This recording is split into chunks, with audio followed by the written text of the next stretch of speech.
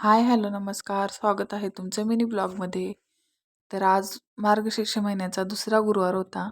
तर संध्याकाळी कामावून आल्याच्या नंतर देवीची छान पूजा वगैरे मांडणी करून घेतली.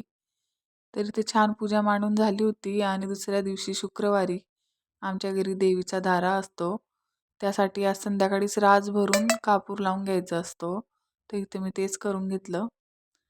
त्यानंतर श्रावणीने पण इथं छान देवीची कहाणी वाचली आणि आज आम्हाला बाहेर जायचं होतं जेवायला, दत्त जयंती होती म्हणून. पण देवीला नैवेद्य दाखवण्यासाठी मी इथं प्रसाद करून घेतला शिरा.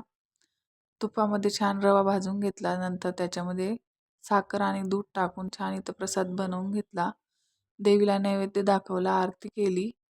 त्यानंतर बाहेर आलो. इथं बाहेर पण दत्त जयंती होती म्हणून खूप छान असं मंदिर सजवलं होतं. तर इथं दर्शन घेतलं. खूप छान अशी सजावट केली होती. नंतर प्रसाद घेतला आणि घरी आलो. असा होता आजचा मिनी ब्लॉग.